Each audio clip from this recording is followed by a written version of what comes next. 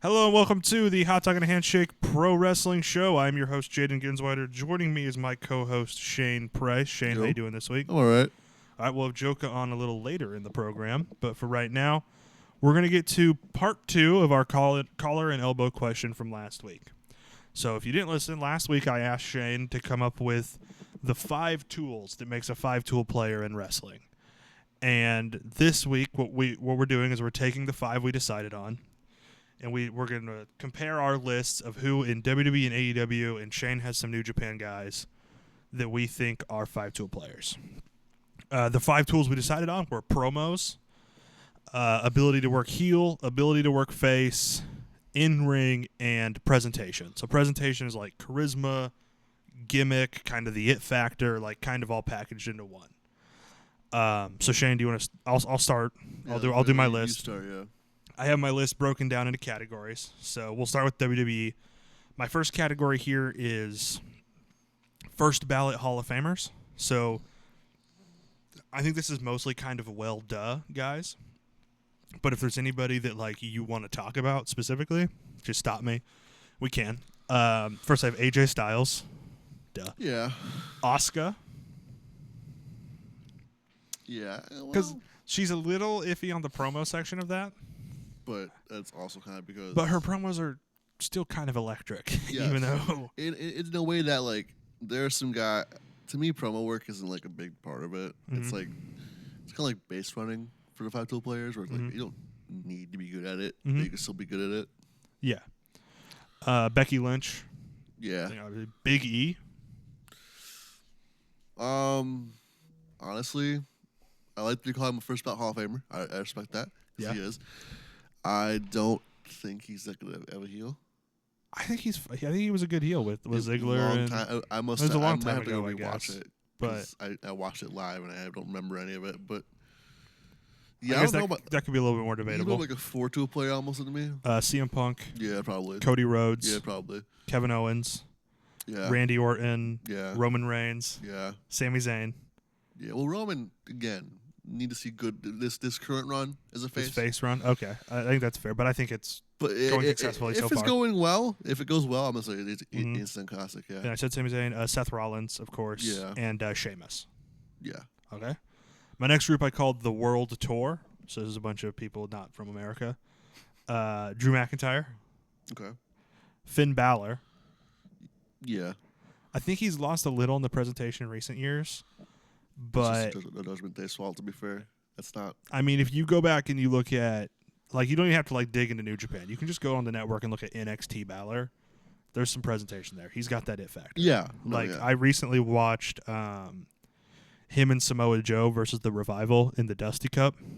Banger. And he has so much just aura. Ilya Dragunov. Not yet. Not yet. No, heel and face work. He's kind of like a Kind of a tweener. beat you up kind of guy. But he feels like he could be a good face or in the future, yeah, for sure. Okay. Pete Dunne. Same thing. We've seen him work heel and face. Yeah, I think he's good at both. I guess. I guess he could be more of a borderline. Rhea Ripley, I think, is obvious. Yeah. And then Dragunov and Dunn probably could have also fit into this category. This is the Young Guns. Braun Breaker Yeah. has it. Carmelo Hayes has it. Yeah. Roxanne Perez. Well, I'll see more heel stuff from her. Okay, I was a little iffy on this one too, but I was like, I'll throw her in. And then Tiffany Stratton. We haven't seen her work babyface, but I think she's going to be a good babyface. What do you Yeah, think? I'd say so. Yeah. This next category is called Should Be in the World Title Picture. Chad Gable. Yeah. Johnny Gargano. No. You don't think he's a 5-tool player? When's he worked heel? The Way. That wasn't that good. You don't like the Way. Okay, Not I thought really. it was good. Montez Ford. Yeah. His heel run hasn't been super successful. Same thing with But he obviously has so much charisma that he will easily be a heel if they just give him the right thing. all to you do. gotta do is stop doing the big moves. Just become a wrestling guy. And then Tommaso Ciampa. Yeah. Okay. And then this is my hear me out section because I think these are four people who you might not immediately think of as 5-tool players, but if you think about it a little deeper, they kind of are. Liv Morgan. No. No. Which tool I do you didn't think like she her. misses? I didn't like her as a face. I don't Didn't think like she's her as the a best in face. the ring. I think she's good enough in the ring to count it as a tool. Okay. And I think she was a pretty good babyface. She's in that debatable section of like. Okay. Well, that's why she's in the Hear Me Yeah, Out section. Gargano and Otis. No. If you think about it, I think Otis is a 5-tool player. He's definitely got the effect of the charisma. Yes. He gets over. He's worked well as a heel and as a face. He is funny on the mic, at the very least. You have to give him that. And he's good in ring. He's like surprisingly good in ring. Yeah, but heel Otis is what? Just a brute, just a monster. I guess, like just a muscle. You know what I mean? That's fair. I maybe. He's effective in that. Xavier Woods. Same thing as Biggie. It's the heel run. Well, see, I First think of all, that we are on. First of all, I didn't like the New Day heel run, so that's probably why. I feel like we are on the brink of a great Xavier Woods heel run. Oh no, if That's why I have him on here more, is because I see it on the horizon. If they turn him, and it's a good turn, then yeah, he's on here. And Zelina Vega. No. What do you think she's In missing? ring. Really, I think she's good in ring. Okay, that's fine. Did you have anybody that I left off from WWE? I put John on your Cena list? on there, but I can see why you. I did it just because he's not like full time. That's the Yeah. only reason I didn't do it. Also, like, actually, I think he would be an effective heel no matter what. So yeah, Are you trying to say John Cena couldn't go watch a away game, John Cena, and get back to me? that's true. Anybody else from WWE or I mean, I think you got the whole? Yeah, I mean, I had like most 30 of them, people. yeah. AEW now. All All right, so my first category is called Adam. Adam Cole. You just the Adams. Yeah. Yeah, actually, Adam Cole. Yeah, Adam Copeland definitely. and Adam Page. Well, if I said no, I'd be lying. Yeah, he's been incredible. He might be the most five-tool player we got. His face runs are kind of disappointing. Dude, It's he has the best face run in just, AEW just history. because of how it ends, you know. Yeah, but like it ends in. It ends in CM Punk having to drop the belt. I'm about to say the ending is only tarnished because CM Punk immediately hurts himself. Right. You know what I mean? Yeah. Like if CM Punk went on to have like a semi-regular title reign, if that was even possible for CM Punk that year. Punk just came into Forbidden Door with the freaking title on his waist. Mm-hmm. And then I have a repeat category here: Young Guns again. Right. This is AW. So yeah. Daniel Garcia. I want to see more face work from him. You want to see more face work? But then before that, I mean, he's been a face recently, but I want to see more of it. Lee Moriarty. I want to say yes, Mm-hmm. but that's a personal pick. Okay. Ricky Starks. Yeah. Again, the face thing. I don't remember when he was a face, so I need to see more of that. Yeah. Okay. That's fine. And Wheeler Yuta. I don't know. What do you think Yuta's missing? I think it's the promo and the charisma to me. I think he's cut good promos recently. I can understand the charisma presentation factor, maybe not counting. It's just never clicked with me. Okay. My next category is called Total Nonstop Action. Christian Cage. Yeah. Jeff Jarrett. Well, okay, so I'm going to say yes, but many people who watch TNA in the 2000s Well, I'm talking about no. right now, Jeff Jarrett. Right now, Jeff Jarrett? Absolutely. Yeah. And Samoa Joe. Yeah. Absolutely. The most chaotic household in America is our next category. Tony Storm. Yeah. Okay. Her boyfriend, Juice Robinson. I feel like he's a tweener who Brothers Laminated, so I'm going to say yeah. And his boyfriend, Jay White.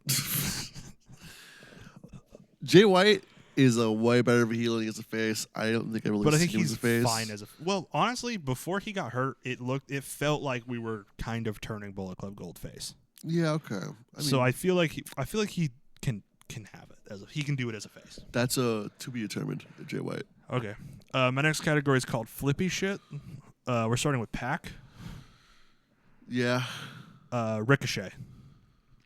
I think a lot of people would hold him back on his promos, but I think that was just he didn't fit the WWE promo style. His few promos in AEW so far have been pretty good, and his pre-WWE promos I think are pretty I'm going good. to say no on heel work. No on heel work. You don't think he could work heel? Not really. Okay, we'll see. This might be my heel? most traditional take, but heel shouldn't be doing all the flippy stuff to me. I guess. Okay. Will Ospreay Yeah. and the Young Bucks. No. What do you think they're missing? I hate to say it, but I've never liked their promos. I guess that's fair. Yeah. Like, even going back to, like, PWG and New Japan, I didn't like their promos. Yeah, this next category kind of ties in. It's called No Flips, Just Fists. So, of course, FTR first. Yeah, but I also like the 80s kind of promos that they run, so it's a So little I different. think they're 5 total players. Yeah. Eddie Kingston Yes. definitely knocks the promo part of that way out of the park. He might be the best promo. He might be the best promo guy that I have. Yeah. And I think he's good at everything The else. Ricky Henderson of wrestling. Yeah. John Moxley. Yeah. MJF. No. No, what do you think he's missing? Face work. The Adam Cole stuff was awesome. He was a great It went babyface. way too long. Okay, yeah, you can say the story went too long. He can't work babyface by himself. He needs another person with him, and that to me is just not like there's something missing there, you know. Okay, I guess that's fair. We can scratch MJF then. And Powerhouse Hobbs. I want to say face work, but I also want to put someone else. Yes. Yeah, I think Someone's gonna say I think yes. he's good at face work. And then my next one, I couldn't think of another category, so I just did the women's division. Just threw a bunch of the women's wrestlers together here. Athena. Yeah. Hikaru Shida. Heel work. I think she could work heel. If they asked her to work heel, she would be an amazing heel. I'm sure. That some of these it was like, and I've kind of, I guess I've said this a lot. I can kind of explain it more. Some of these we maybe not have seen it a lot recently, but you can see in how they work. You can kind of put together in your mind how they would be effective as a heel or a face. Yeah. Okay. Jamie Hayter. Yeah. Chris Statlander. Yeah. The current champion Mariah May. Yeah. And TBS champion Mercedes Moné. What do you think she's missing? In ring work. Really? More recently, yeah. You don't think she's good enough in ring to call it a 5-tool? Nope. Recently, no. Okay. And then this is just the leftovers. I just didn't have another category, and I just had like 7 people left. So, Bryan Danielson. Yeah. Claudio Castagnoli. Yeah. Keith Lee. Yeah. Kenny Omega. Yes. Mark Briscoe. I don't think we'll ever see Mark Briscoe work heel again, but I think he could be heel. Calling the Briscoes heels is pushing it too. They were never really heels. Never, but they really could work heels. heel. I mean, they could. Yeah, if they wanted them to. Yeah. Roderick Strong. Yeah. And then finally, the guy that sparked this whole conversation, Swerve Strickland. Yes, of course. So, those are anybody from AEW that you think I missed? I could. You know, we never really seen a good old fashioned Malachi Black face run. Mm-hmm. But I would say he was a good face. He's definitely a 4 out of 5 to me at least. Just due to injury, he's kind of cooked in ring right now. Yeah. So I think that's also part of why I left him off. That's fair. But definitely nails the presentation, nails the promos, nails the heel work. And the face work we saw from him in NXT was really good. So, like when he was teaming with Ricochet and everything. So, you want to go through your New Japan list? Yeah, I got some from New Japan. So, I didn't do mine in categories, but I'm just going to say. Well, I just did that to make it more palatable instead of just me listing 30 people and you having to remember Let's start with the old boys. Oh, the old boys. I love this. Give me Kojima. Okay. Yeah, that's fair. I don't know enough about him to say no. Okay, that's fair. I don't have enough information to overturn the call. That's fair. Tanahashi. Of course. I mean, that's the ace. I feel like maybe in ring work at this point in time, kind of. And for me, I left New Japan to you because it is much harder for me to judge New Japan promo work. My brother has no knees. Mm-hmm. But Tanahashi, he's the ace for a reason. The crowd. He wrestled on Destruction this weekend in a 6-man, and he was still really good. Naito. Yeah, of course. Knees. I know you can't judge New Japan work, but go back to when he won the title at Wrestle Kingdom and listen to the roll call he does at the end, and that crowd is saying every word with him. Mm-hmm. To me, that's. There you go. Yeah, I guess you can judge it off the energy that the crowd is giving during the promo. I guess. That's kind of what I'm doing. Because contrary to popular belief, neither one of us speak Japanese. Who else you got? This is a personal selection. Not for currently because he can't wrestle in the ring right now. So it's more of a 4 out of 5 guy to me. But Tomoaki Hama, he can't. He got a neck injury years ago, and ever since then. Yep. And one more kind of older man. What about Rocky Romero? Got the This presentation. is a guy that you can like. Yeah, he's got the presentation. He can cut a promo. He's good in the ring. He's obviously a good babyface. Can he work heel? I mean, Roppongi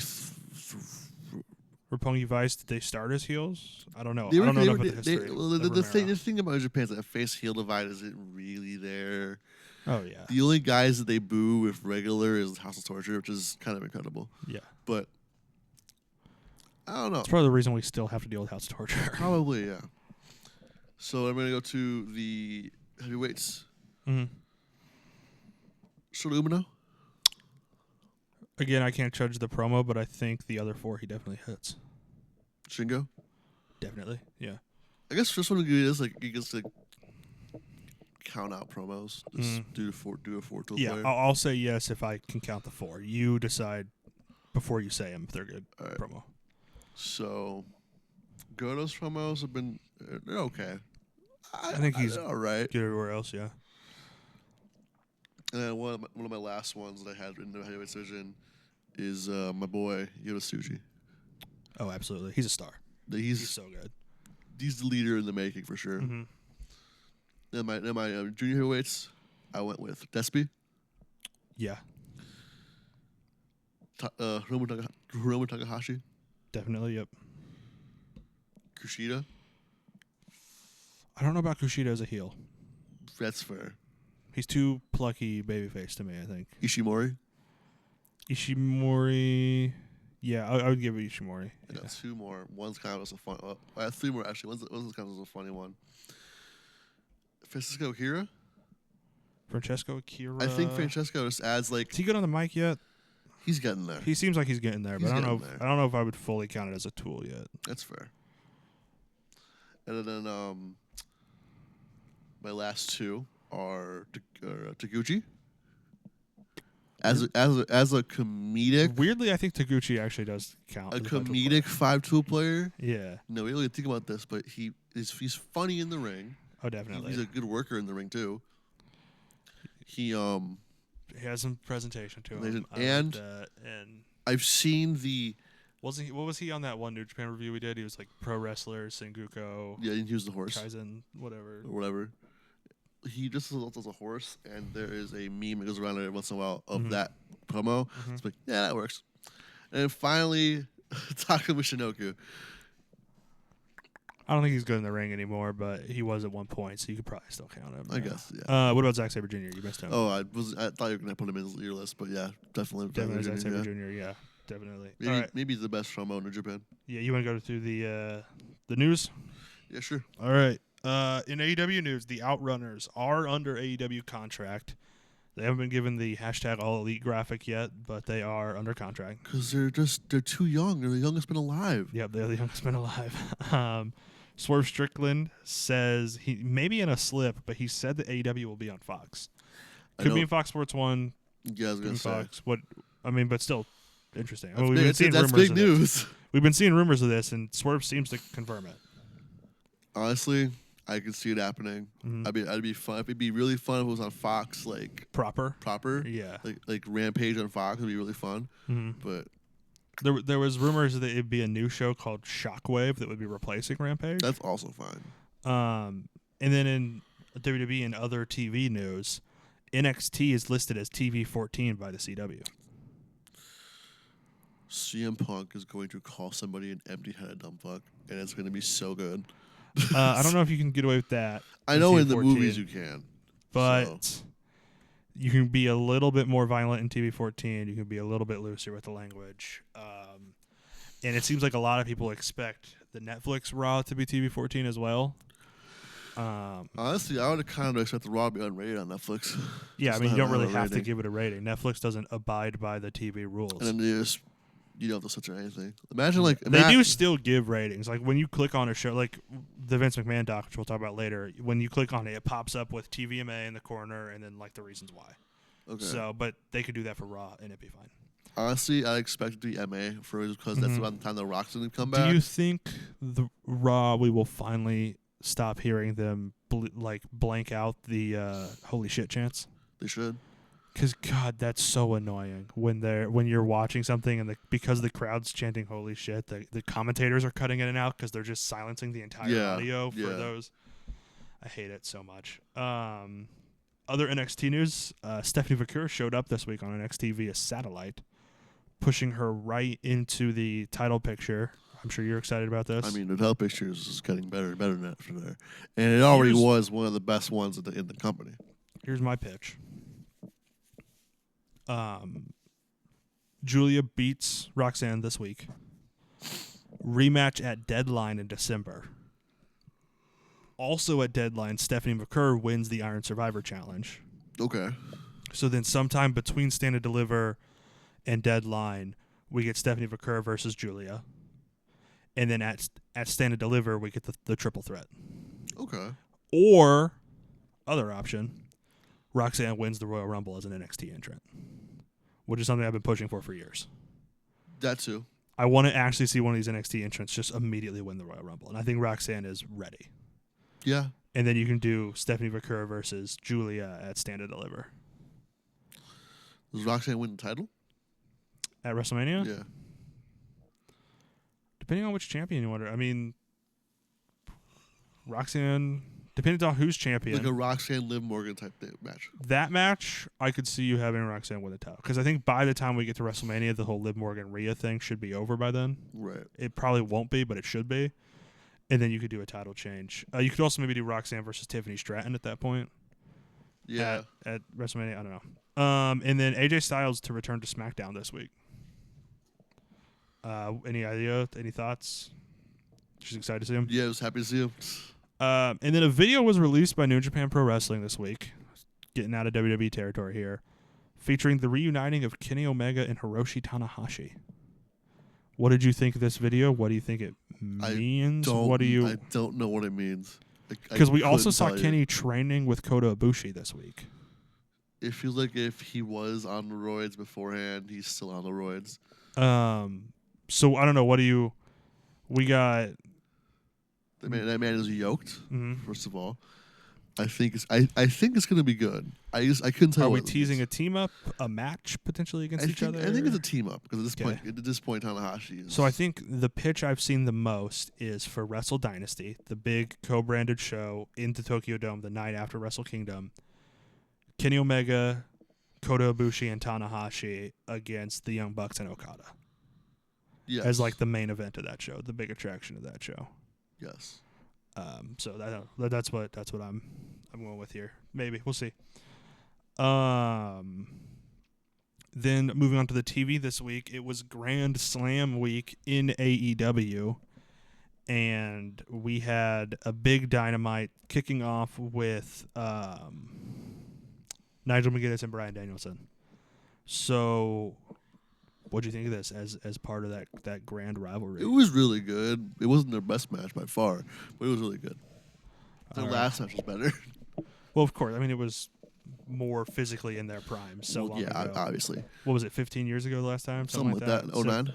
09. So, yeah, 15 years ago.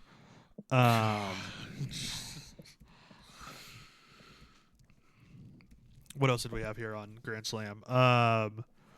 Hook retired the FTW title. What do you think of that decision? Definitely overdue. Okay. I never really liked the FTW title as it was used in the AEW, but it was serviceable for what it was. What is next for Hook, do you think? Let's honestly, if they're gonna do Shibata versus Jack Perry at Wrestle Dream, first of all, I want Shibata to win because Shibata and the TNT title deserve to win. Is there Hook and Shibata have an established relationship? And is that's there why a way I that think the match could happen. So do you think the way that I think Perry maybe keeps the title. I'm with you. I would rather Shibata win. Right. But I think Perry retains, and we somehow, transition that into a Hook Perry title feud for Full Gear. I think World's End it's beyond. gonna be TNT title shot in the future. Plus, there are two guys who have a proven history of hardcore matches too. Right. So that would be really fun to see, like a street fight at like Full Gear or World's End or whatever, or some sort of crazy. And then they can finally do a glass spot that actually makes sense. A glass match. First person to get put through the glass loses. It's like a tables match, but it's just big plates of glass. And then Jack Perry tries to put Hook through a pane of glass, and he just bounces off of it because it's fake glass. Yeah. Like Shane McMahon bouncing off the King of the Ring set. No, that was real glass. Yeah. That was real glass. And then we saw the AEW first appearance of MVP, Montel Vontavious Porter, talking to Prince Nana about how maybe MVP would be better representation for Swerve Strickland. What do you think of this manager feud? I'm going to lose my mind if we lose Prince Nana to MVP. I like both of them, but Nana and Swervers have some, you know? Yeah. I don't think we lose that, and I think that... We get Lashley? We get Lashley. I think we get Shelton X Benjamin. And we need a fourth. You had me sold on Shelton X Benjamin, man. But the old Hurt Business had a fourth, so the Hurt Syndicate has a fourth. Who would you put in that? Hobbs. Do you need another beast, though? It'd be fun. It would. I'm kind of upset that they already put Lee Moriarty in Shane Taylor Promotions because he would be perfect. He would be, yeah. What if it's Yuta? No. Okay. Okay, just an idea. I don't think so. There's more to do with this Yuta BCC stuff. So. What if they bring somebody else in? Like, what if it's EJ and Duka or Michael Oku, Kevin Knight? I'd like Chris Bay. I'd like Chris Bay, AJ. I think they're gonna stick with it in the house. Mm-hmm. I think MVP might. You get Stokely Hathaway as a fourth. I think MVP might just buy out Shane Taylor Lee Productions, and he might just buy it out. Yeah, he might buy all of Shane Taylor Promotions. That's what I think's gonna happen. This is fun. My mouse isn't working. Just use your arrow keys. I guess. Page down, page up. Yeah, that's awesome. So then we had Mox beat Darby in the main event. That was a fun one. And then so we're setting up Mox versus Danielson tried to kill him back with Justin Roberts' tie. Did you notice it was a tie? I did, yes. That's as a reference to that initial I think, Nexus. Honestly, I think that we're gonna see just them try to kill each other every week until the match. Yeah. No promos, no matches, just attempted homicide. Yeah. Here, just a second. I'm gonna pull up the notes on my phone so I can just try to restart my computer and hopefully that works. Wow. Just perfect timing for this to happen. All right. Where were we? Dynamite. Okay, on to Collision. Oh, never mind. My mouse just started working again out of nowhere. So on to Collision. Awesome. On to Collision. Minoru Suzuki answered Jack Perry's open challenge. Definitely wasn't what I was expecting, but yeah, I don't think any of us I'll take it. Were you expecting something bigger? No. Okay. But I wasn't expecting Suzuki. It was a good match too. Jack Perry is really good against super hard strikers. Just the way he sells hard strikes is really good. He really just can. He's like Shawn Michaels in Bad Blood, where he just takes a beating. Mm-hmm. He's really good at that. Claudio, Pac, and Yuta retain, with Yuta getting the submission on, I think it was Commander that tapped out. Might have been one of the party guys. I don't remember who were tapped out, but one of them.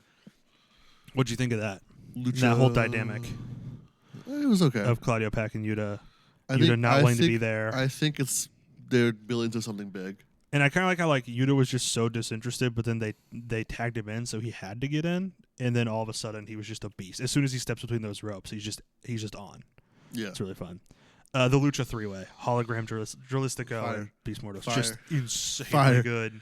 Fire. What do you think of Lucha? Beast Mordos joining LFI? Right move. La Firm and Gubernable. It was the right move. Yeah. And then Hangman Page and Jeff Jarrett. Awesome. I loved the whole match. strap situation of it all. And I love that it set up Hangman versus Juice Robinson, just the most insane lunatics in the company. In very different ways. Wrestling next week. I think Juice Robinson might die. He might. Legitimately. You want to talk about Raw? I guess. We talked about Xavier Woods a little bit already, but I just really love what he's doing.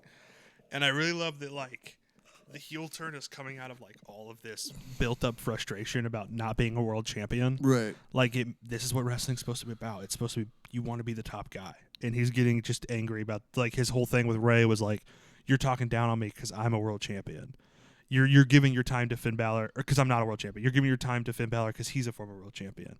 And then Kofi chimes in and he goes, "Oh well, look at another former world champion is giving their opinion." You know what I mean?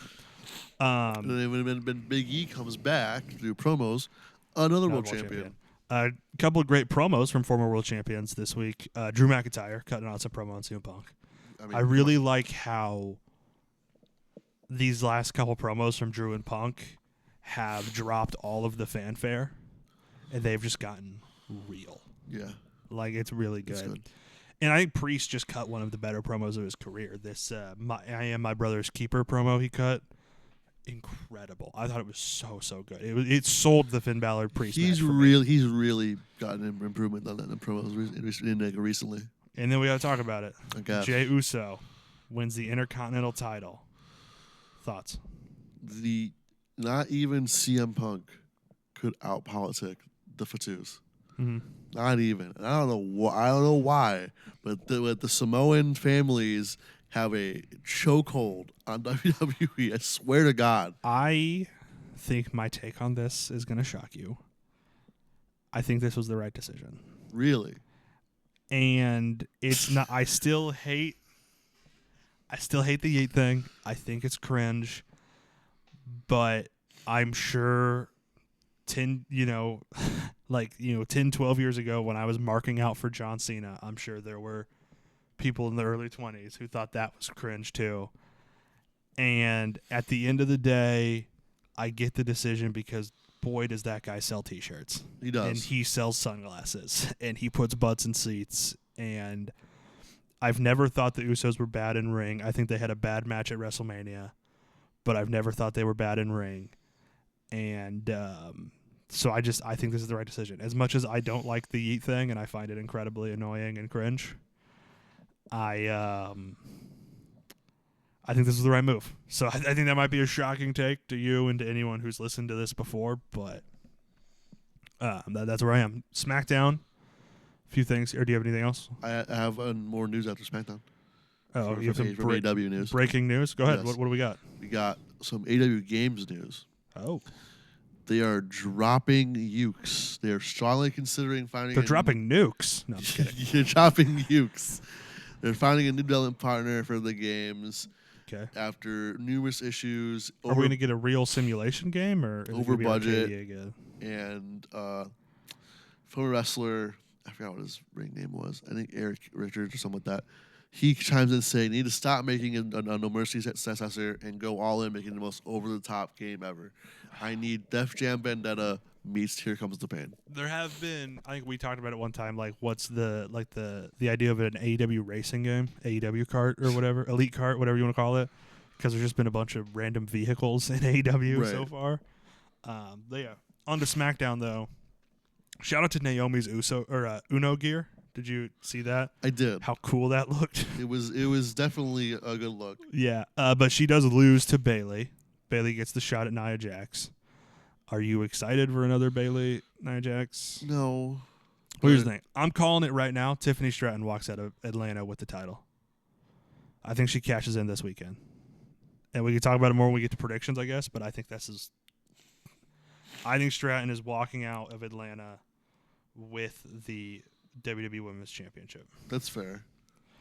And then Carmelo Hayes and Andrade, series tied at 3 apiece. Ready for match 7? Yeah, I'm if you were going to put a stipulation on match 7, what are you making it?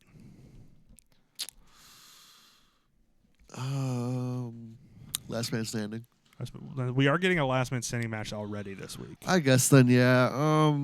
Could be a ladder match. They'd be good in that. A 30-minute Iron Man. Iron Man would be good. I Quit would be good. Ooh, and I Quit. I Quit for the last match. I think something that's just. I think I Quit's perfect. The definitive ending of a feud. I think I Quit is actually perfect. I think you hit gold there. Then just a quick destruction recap. I watched everything but the main event, so we'll just go through. I'll say who won my match rating. If you have any thoughts, just stop me and go with it. Dragon Dia, Shota Umino, and Ryusuke Taguchi won their match. I gave it 3 1/4. That was pretty good. LIJ, which was Bushi, Hiromu Takahashi, and Yota Tsuji, beat the United Empire, which was Cal Newman, Jeff Cobb, and Francesco Akira. So I gave that 3, solid. Haruki Goto beat Gabe Kidd in a pretty good match. I gave that 3.5. That was really, really quite good. TMDK, which was Zack Sabre Jr., Kosei Fujita, and new member Ryohei Oiwa. Oiwa. How do you pronounce Oiwa? Ryohei. Let me look. Oiwa joins TMDK. Any thoughts on that? I think it's a solid join. Yeah. I mean, but also we have to learn how to pronounce his name. Yeah. So good luck to you on that. They beat just 5 guys, which is Sanada, Taichi, and Taka Michinoku, 3 1/4. Hiroshi Tanahashi, Oleg Bolton, and Toru Yano retained the never openweight 6-man titles against the House of Torture, Evil Show, and Yujiro Takahashi. This was a bad match. There was a lot of weird interference that I just didn't think was very good, and then the in-ring stuff didn't make up for it. So Right. I gave it 2. That's fair. Doki beats Yoshinobu Kanemaru in a kind of whatever match. I gave it 2 3/4. Shingo Takagi beats Hanare to become never openweight champion in a banger. I gave that 4.5. It was really good. And then David Finlay retains against Yoshihashi in a match that was quite better than I expected. I gave that 4 stars. And then I know Naito retains in the main event. I haven't watched it, so I don't have a match rating for that yet. I was just tired last night. I wanted to go to bed. So He drew with dividing knees, so you never know. yeah, he did. It was a sellout in Kobe, the first one since like pre-COVID, right? Yeah. So huge deal. So we're gonna bring on Jolka now, and we are going to talk Mr. McMahon documentary. So Jolka, how are you doing? I'm doing great. How are you guys doing? Oh, pretty good. How was your chest doing after last week? Have you recovered? Oh, it was that episode's gonna go out this week, so people will know what you're talking about. But it was kind of red, but went away after a couple days. It didn't. No Yeah, it problems. didn't. It didn't leave any like Permanent damage. nasty bruise the day after. No, it looks pretty gnarly. So after to the look game. forward to our Bad Blood review to find out what that's all about. The McMahon doc. Just general thoughts. I thought it was a good documentary series. I guess we can get into what people's problems were with it, but I thought it was pretty good. I thought they talked about a lot of things that I'd never heard anyone from WWE like officially talk about in any circumstance. And I have a bunch of notes on stuff. Do you guys have any just kind of overarching thoughts before we kind of get more detailed? I don't.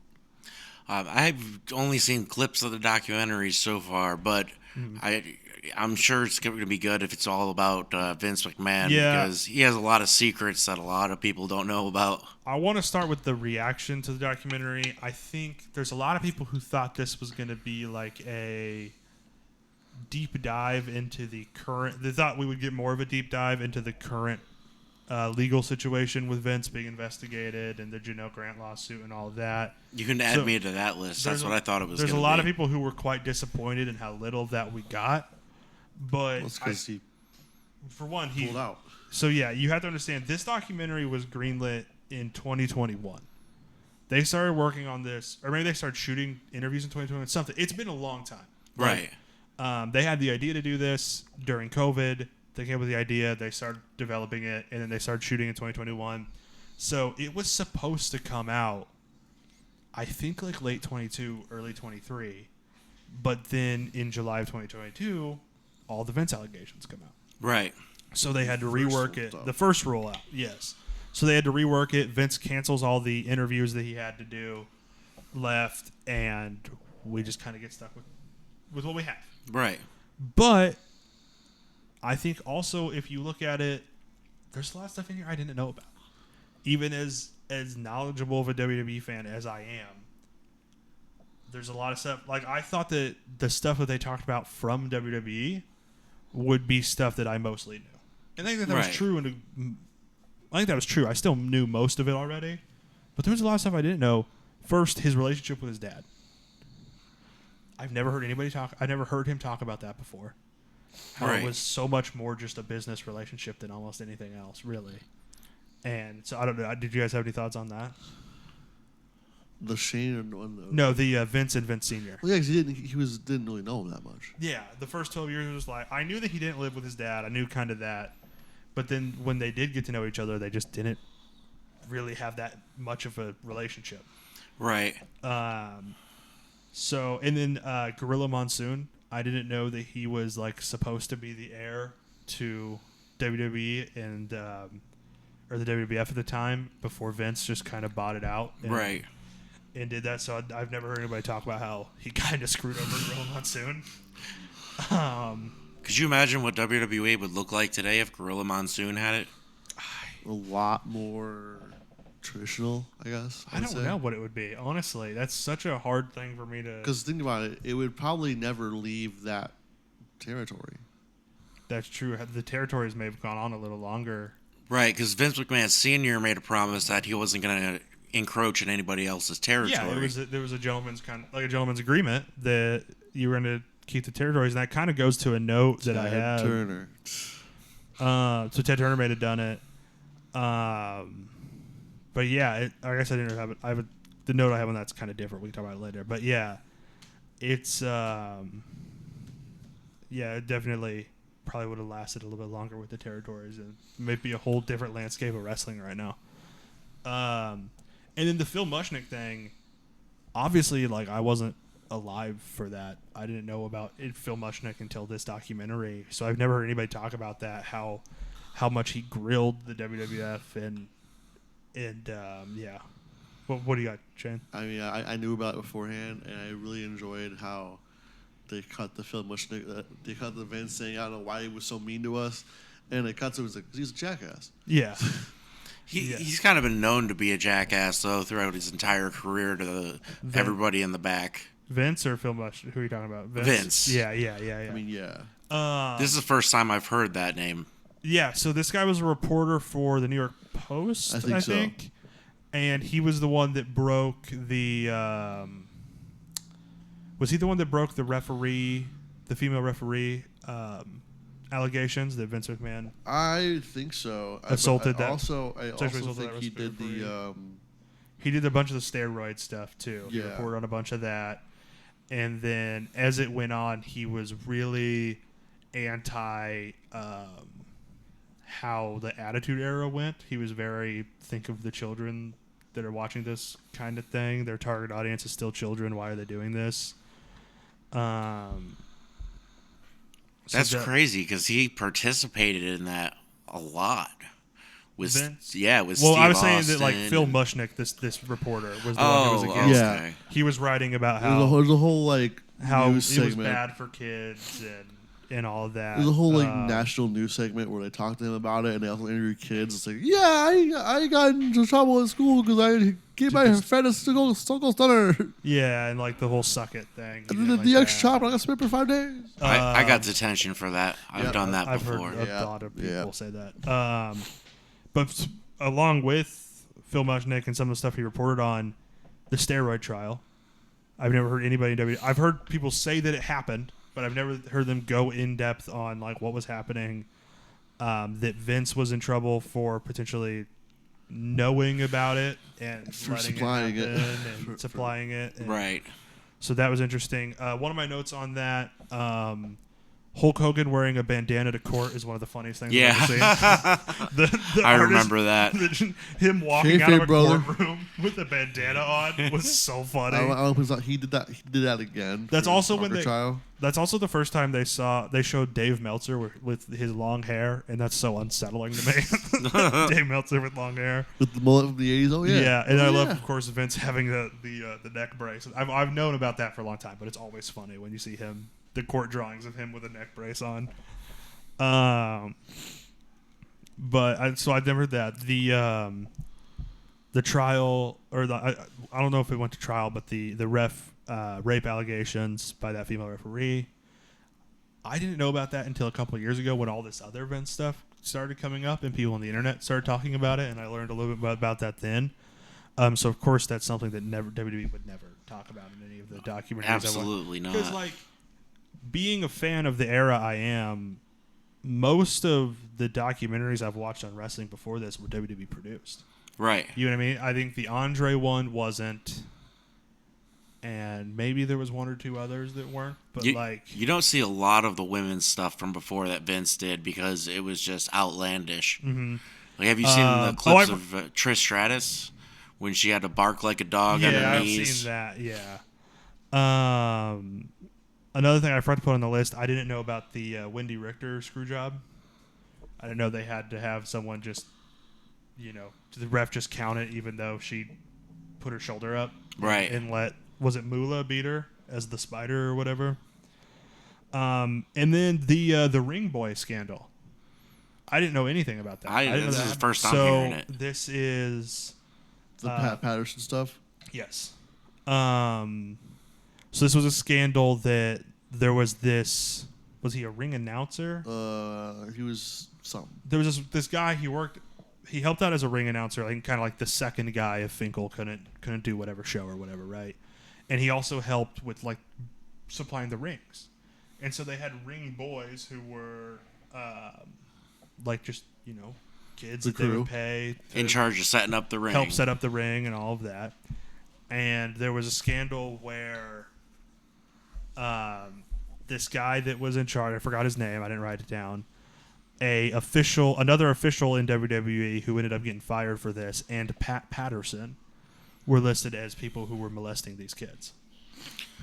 So, and that was another thing Phil Mushnick wrote about and kind of exposed. And Pat Patterson, apparently, everybody holds to this day that Pat Patterson was actually innocent. He was accused of it, but he was innocent.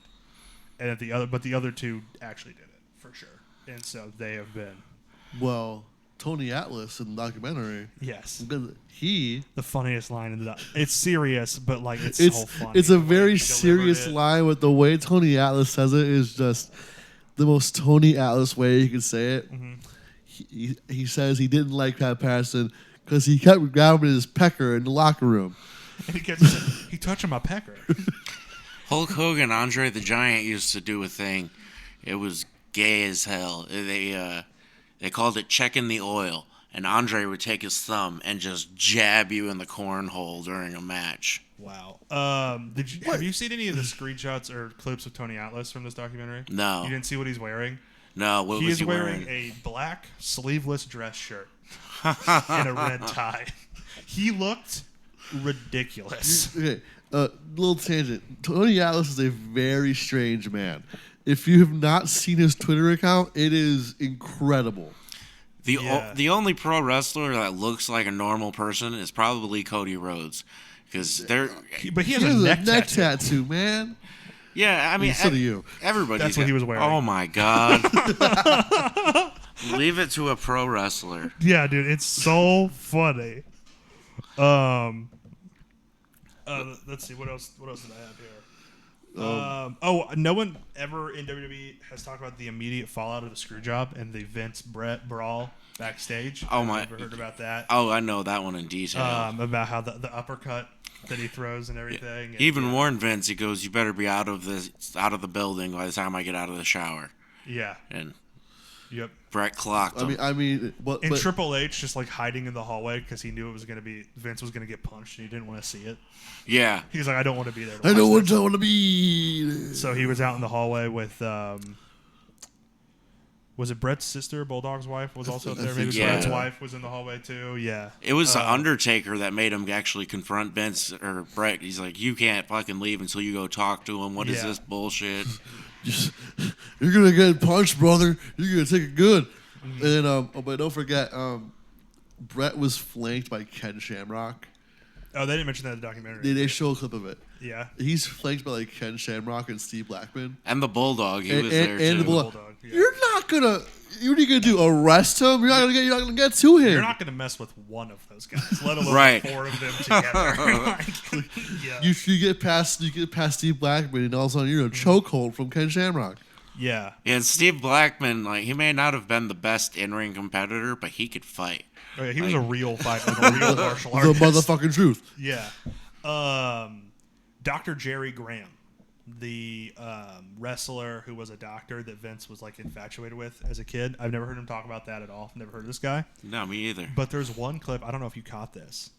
There's a clip where they show Dr. Jerry Graham and he does the water spit, like the Triple H water spit in like the 70s. And this was like Vince's favorite wrestler. So I've never heard a story about where Triple H got that. But I wonder if Vince had him start doing it because it's something that Vince's favorite wrestler growing up did, like spitting the water out. I don't know. It was just something I noticed that I thought was kind of cool. And then the two big ones that I think everybody was wanting to hear them talk about going into this, starting with Owen Hart. Yeah. They talked about how the show must go on. I think the quote from the documentary was those people wanted to see a show, not somebody die, and that's why he continued with the show.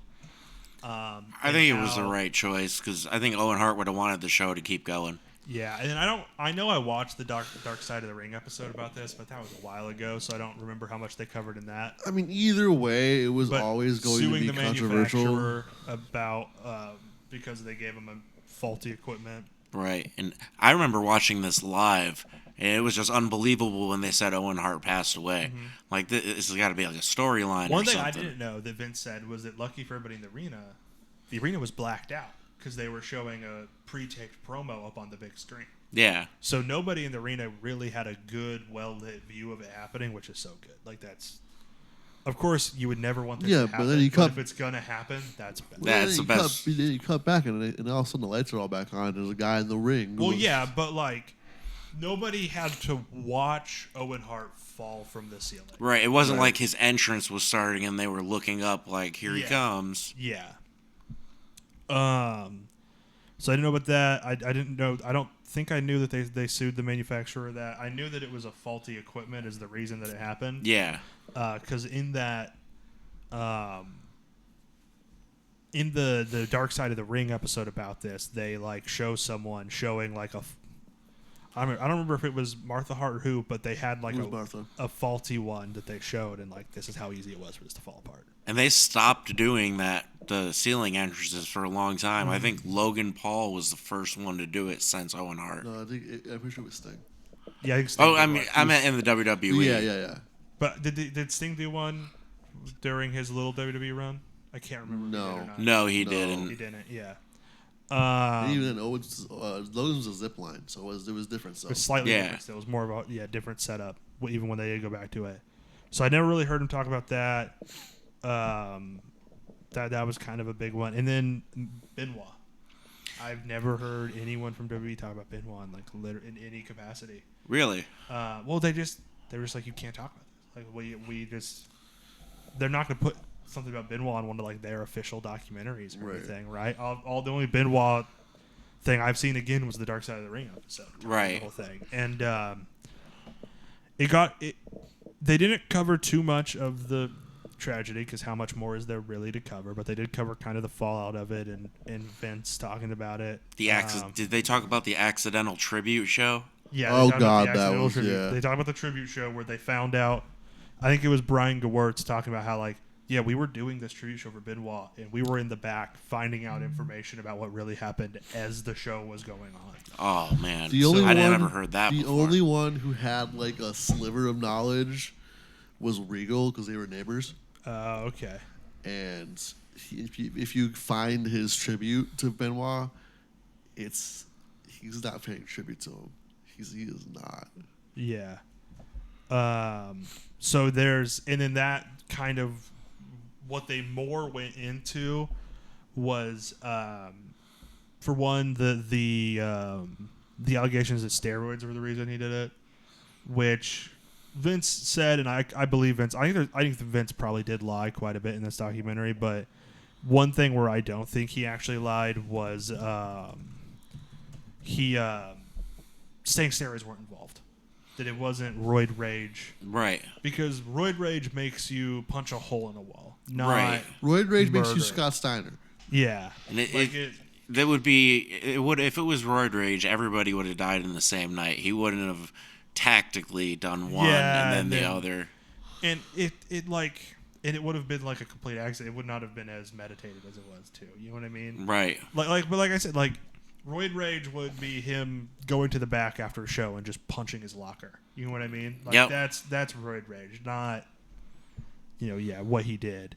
And then they talked about the effects of CTE and everything, and had Chris Nowinski in there talking about his research and of course his experience too. But of course Steve Austin. Yeah. Did you see this? Steve Austin just doesn't believe in CTE. He doesn't. I don't believe in it, son. I think it's fake, son.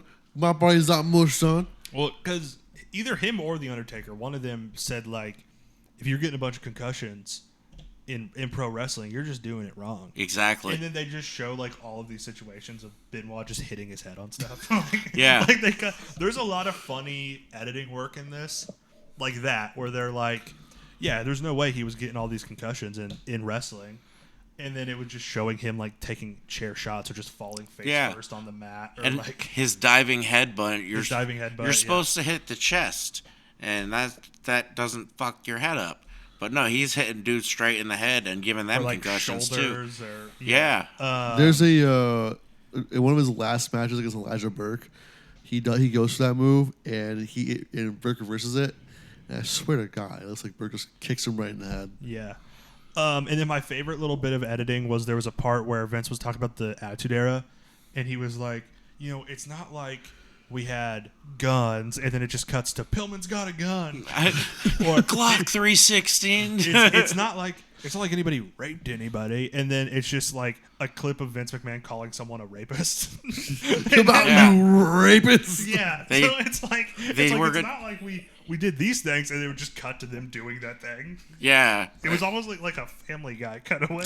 Do you remember when they tried to chop off Val Venus's junk? They talk about that in the documentary. Shout out to Dick Togo. Yeah. And then what was? I think those were all the funny editing things that I saw. There was a few though that it was like this was a good edit. Let's see, what other notes do I have? My more random notes. Of course, Hulk Hogan is a union-busting narc.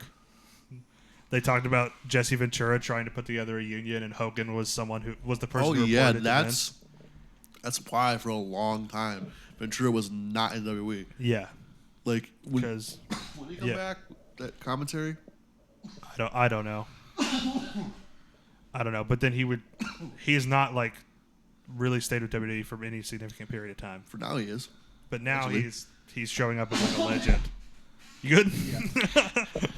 Shane is actively exploding. I always have the issues. That's no big deal. So yeah, that is. What did the government have on Hulk Hogan to get him to testify? Did they have the roids? That was it. They were going to implicate him in the roid trial. Okay. They didn't. I didn't really catch why.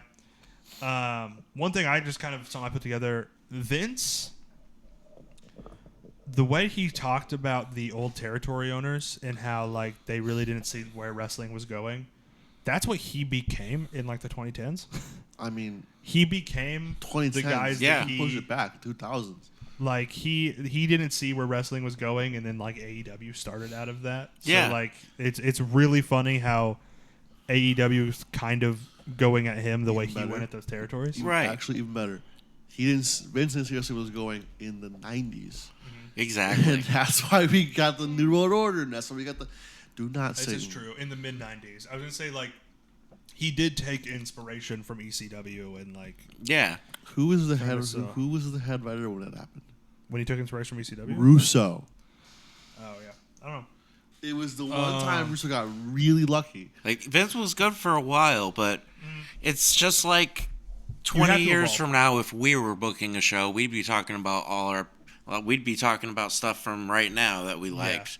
And it's all about evolving, I think. Yeah, it's hard to keep up. Like, you guys know a lot about wrestling that I don't, and it's hard to keep up with you guys sometimes because it's the newer generation. Let's see. We already talked about Hogan wearing a bandana to court. Again, for one. If everybody already knew about the Clique, so the Clique was never a group on TV. Right. But all of the fans knew about the Clique already, so why was the curtain call such a big deal? You know what I mean? Because kayfabe was already dead. And Shawn Michaels makes this point in the documentary. He's like, yeah, we thought it was fine because everybody already knew that we were out of kayfabe friends. Like, right. You know what I mean? So, I don't know. I don't understand why it was such a big deal. But it's just Vince. Yeah. But I think really, because Triple H said Vince gave him permission. I think it's a big deal because people like The Undertaker and some of the other more old school guys went to Vince and complained about it. So then Vince had to do something about it to keep them happy. Right. Vince, you can't do that. I'll beat you up again, Vince. Also, Vince has undiagnosed ADHD. Vince is a lot. Yeah. Vince has a lot. There's a point in this where he goes on, he's like, yeah, there's like always 2 computers running in my brain. And like one computer right now is talking to you, a computer's thinking about some other stuff or whatever. And I was like, Vince, that's just ADHD. You have ADHD. Yeah. Take Adderall. Vince. He will change the match ending during the match. He'll call out to the referee and be like, no, we're going to do this. Exactly. And then did you notice Adam Paciotti's voice was in the last episode? I did. You heard about that? You don't know who Adam. He's a wrestling YouTube personality. Oh, okay. And there's a clip where they took a clip from one of it's a channel called Cultaholic, and it's a clip from one of their videos covering the Vince scandal. This is in the last episode. So there's just like a couple lines of dialogue that's this guy Adam Paciotti's voice in the last episode, which is I'm sure cool for him because he's just like a fan that does YouTube stuff. And then I forgot how fucked up hair dye Vince looks. I haven't seen him for a while. When he was like when they were doing the Endeavor stuff, I forgot how bad that looked. Vincente McMahon. I have to say, this is the first time I've heard you curse on this radio show. I've done that's it a how bad bad times. that hairdo was. Yeah, that's how bad Have it you was. not seen it? Yeah. Have you not seen this? Yeah, I've seen it. So bad. And like Twitter. there's a clip from some like news show where they're interviewing Vince and the other guy Ari Emanuel. Yeah. And the lighting of that news show just makes him look so bad. It's like such an obvious dye job. Did you see the meme? It was a meme that came out with his face, and it was saying, Spider-Man, he's a menace to the city. Like, I want those pictures of Spider-Man. Yeah. So any other Vince McMahon documentary thoughts? I will let this go up on how Tony Atlas is a very strange man by his Twitter account. Mm-hmm. His sole purpose is his life worth get kicked, punched, stomped for every state in this country. But first breakfast. Why is he licking a white lady's shoe? Cause that's Tony Atlas's thing, I guess. That's where steroids What come a from. strange man. I know. That's where steroids come from. Yeah, a lot of wrestlers are stranger than you expect. And as they get for older, sure. they just get stranger. I've literally seen at one of the shows a guy dressed in a chicken suit, and he humped the guy and he tapped him out. Awesome. What the? Was this an ICP ran show? No, this was a WCWA show, and I was on it watching it, and I guess I was like the Undertaker when I was watching it. I was like, this is so fucking stupid. It just wasted so much time. Yeah. You guys want to do Bad Blood predictions? Sure, it was like 5 matches. Well, of course. Of course it's 5 matches. It's a WWE pay-per-view in the year 2024. I'm just glad I don't got to pay $75 for it anymore. I know. I know. I'm really hoping we get there with AEW as soon as they go to... They're supposed to go to HBO Max. You guys are probably too young this- for into this, this but we season. would adjust the TV, and it would blur back and forth, and you'd see like clips of it, but you could hear the announcers. It was the old TVs with the knobs. Comcast got smart. Yeah, they did. So first match here, we have Liv Morgan defending the women's world title against Rhea Ripley with Dominic Mysterio in a shark cage. Where he Hanging belongs. above the ring. Love it. Honestly, I'm gonna say Liv. Yeah, I still think Liv finds some cheating way to win this match. What do you got? I was going with Liv as well. Dom's gonna get out of the cage. Keeping it in the Judgment Day, we got Finn Balor versus Damian Priest. I think Priest. I think Priest gets his here. Maybe not in a satisfying way for him, so the feud may continue, but I think Finn Balor's going to Finn take Balor's that gonna one. take it. All right, we'll see. For the WWE Women's title, Nia Jax versus Bayley. I think the winner is going to be Tiffany Stratton. Yeah, I think Nia Jax will initially win, and then Tiffany will finish in. What do you I'm got? gonna say Tiffany's gonna get the belt, but I think Bailey's gonna win. You think Bayley's going to win the initial bet? What about you? Do you think she'll cash in on Bayley or not? I think she'll catch it on Bailey, and that way Nia Jax is going to be pissed at her afterwards. Yeah. Roman Reigns and Cody Rhodes versus Solo Sikoa and Jacob Fatu. See, there's two situations here. There's one where my brain just goes, oh, well, Reigns and Cody Rhodes are the biggest stars in the company. Of course they'll win. Mm-hmm. But then the other one's like, can they coexist? Which used to be a weekly storyline on Raw. But now we do it a little bit less, and it feels significant. I think Cody Roman's gonna. Think Cody Roman? I think it's too big. I'm gonna go with the Bloodline. They're too big. I'm gonna say the Bloodline because Randy Orton's gonna RKO Cody Rhodes. God, I hope they move on to Cody in either Randy or KO because I'm so tired of Cody being involved with the Bloodline. Yeah. The Bloodline needs to be its own separate thing from the title for a while. It's like the NWO. It's getting too big. Exactly. And I had that same. Now we're they about talked to get about Hollywood and They Wolfpack. talked about the NWO in the Vince documentary, and when they were talking about how it started to go bad, I was like, this is exactly what we're experiencing with the Bloodline right now. Yeah. Like, I'm just so tired of it. It hasn't been good. It hasn't been interesting to me since, like, WrestleMania 39. Like, I'm just so done with it. I think it was Buff Bagwell who said it was either join the NWO or keep getting beat up by them. Yes. Now, if Buff Bagwell joined the Bloodline, I would immediately be interested again. Yeah. Like, where's this coming from? Yes. Where is this going to go? He married into the family. Yeah. He married Jey Uso, and now he's in. CM Punk versus Drew McIntyre, Hell in a Cell. I think Punk puts Drew over. What do you think? Do you legally have to pick CM Punk because you're from Chicago? I do, yes. I legally have to.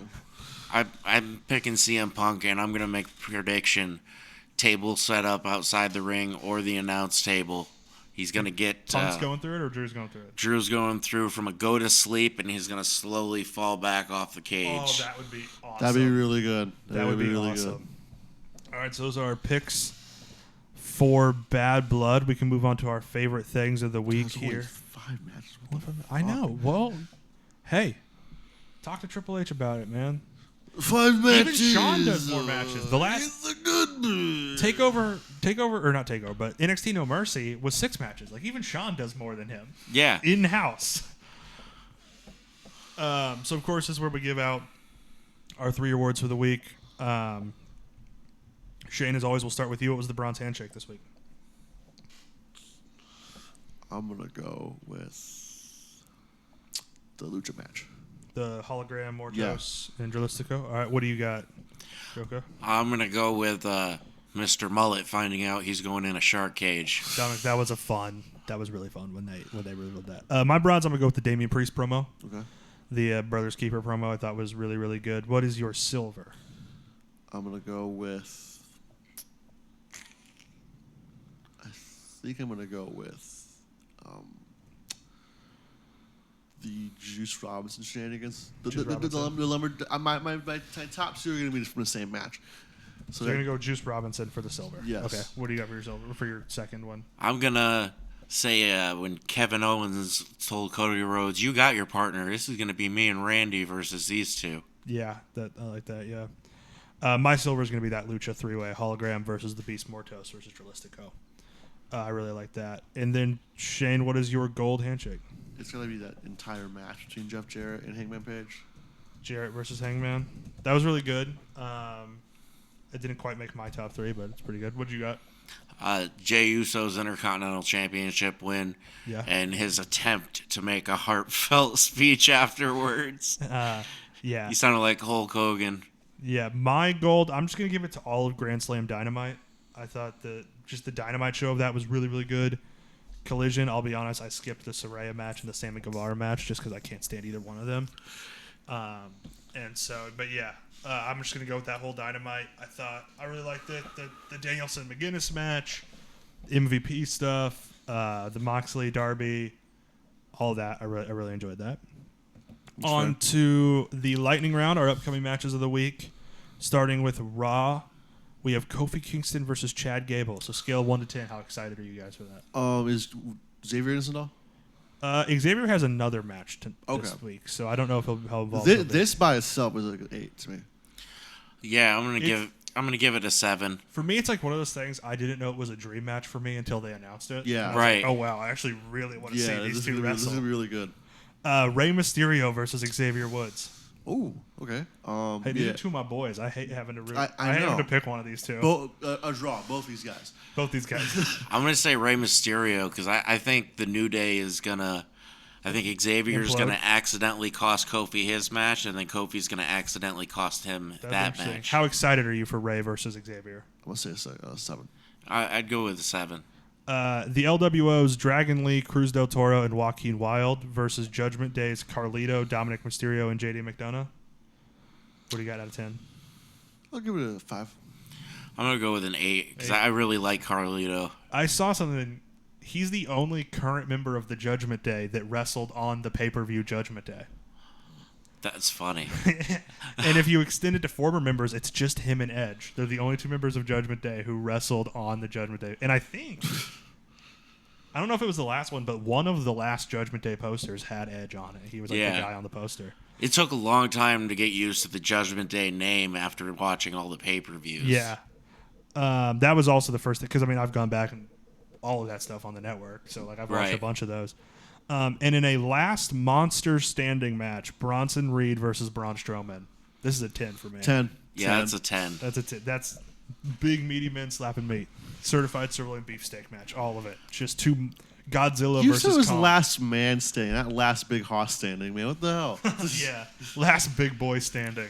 Do you remember the matches they would have with the really big guys? They would be the first one to fall down loses. No, I did not I know do about not. this. Those were fun matches Was to this watch. like Andre versus Big John Studd or something? Yeah, first one to go off their feet is the Sup, loser. Big John Stud. On Dynamite, we got Serena Deeb versus Britt Baker. What do you think, Shane? 4. 4? Hangman Page versus Juice Robinson. 10. Yeah, might be an 11. And Will Ospreay versus Ricochet for the international title. 10. 10. Actually, I'm gonna give Hangman versus Juice a 5150 out of 10. Hangman versus Juice, a white padded room out of 10. Yeah. When is Ricochet having that match? This week, this Wednesday, Ricochet versus Will Ospreay. Oh, that's Dynamite. I 5th gotta see anniversary. that. Yeah. On SmackDown, we have Naomi versus Tiffany Stratton. An 8. What do you got? I'll give it a 10. I love Tiffany Stratton. Mia Yim versus Chelsea Green in a dumpster match. I guess that's a 10. Yeah, that's a 10. That's now. awesome. This week's going to be awesome. I guess a 10, yeah. And then the Gorillas of Destiny versus DIY versus the Street Profits in a triple tag team ladder match. What the For hell the is title. going Can on the SmackDown? Gorillas of Destiny swear? Maybe. I don't know. You going to tell them no? No, I'm not. Tom and Tom will probably bite you. I would have given this an 8. What did you say? I'm gonna go with a 9. A 9, yeah. SmackDown's killing it this week. That's Yeah. a really good episode for A SmackDown, dumpster yeah. match and a triple tag team ladder match. USA is just getting What is good this, stuff. WrestleMania 2000? Right. No, there's too many solos matches. And then we don't usually do NXT, but it's the NXT CW debut, so they're kind of loading the show. Right. The 3 matches that I want to talk about: Wesley versus Zachary Wentz in a street fight. 10. St. Louis street fight. What do you got? That's a 10. Maybe even 11. Roxanne Perez versus Julia for the NXT Women's title. I gotta give that 10 too. Out of 10. Yeah, it's 10. And Ethan Page versus Trick Williams for the NXT title. Hey, forgetting the part. Special guest ref CM Punk. Oh, special guest ref CM Punk. I forgot to write that down. Yes. Oh, now it's a 10. Honestly, I'm gonna give it a 9. I've come around on Ethan Page. When he won the title, I was like, "This is really dumb that he won the title." Now it's just funny. Yeah, no, He's just a funny It champion. is, yeah. Like I remember when he came in NXT, like, what is he gonna do in this? Yeah. So I think this is easily the record for the most 10s we've had in a week. Probably. What by is far. the number one match you're looking forward to the most out of all of these? Oh, For me, as many 10s as there are, I think it has to be Ospreay Ricochet. yeah. You know, that's I think my second pick. What's your first pick? I'm gonna The dumpster match? I'm gonna say actually Zach Wentz versus Wesley. Wesley, okay. Ospreay and Ricochet. It's just, my It's just- God. This has been in the making since before he got to AEW. I just can't believe how loaded WWE and AEW are this week. And there's a WWE pay-per-view this week. I might have to seek out SmackDown. Like, Yeah. Can somebody give me their TV account so I can borrow SmackDown for a little bit? Match recommendation of the week: a classic SmackDown rivalry here. MVP versus Matt Hardy from Great American Bash 07. Dude. This rivalry was so much fun. Both those and guys, this was the best match in that rivalry. This is SmackDown versus Raw 2008 era stuff. So both those guys in that game were. And this was during that thing where asses. they were doing all different kinds of contests on SmackDown. They did a one-on-one basketball game. The basketball. There was arm wrestling, I think.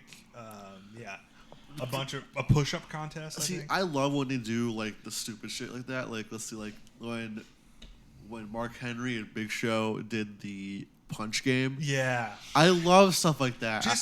You don't see that anymore. Unleash two wrestlers in a Dave and Buster's and let me see who wins. Yeah. They get to the Guitar Hero machine. One was beating the other guy and just smacks him with the guitar. Throw Kofi and Chad Gable in a Dave and Buster's. And let's see how it goes. Give me Crash Holly in a Dave and Buster's. You should just watch surveillance footage of Waffle House because I guarantee. Give me Adam Page against Juice Robinson in a Waffle House. Waffle House street fight. Oh man. Yeah. Just puts Juice's face on the griddle. Dude. Put some hash browns on there. Salts up Juice Robinson's face. Takes a bite. I'm so grateful every time I saw a Waffle House on the road and it's late at night because it's the only thing you get to eat. It's also pretty good. It's so good. It is. It is actually so good. It can be kind of shitty, but it's listen. Pretty when we good. go to St. Louis, last time in St. Louis, me and my friend went in March. Columbia is a perfect stopping point.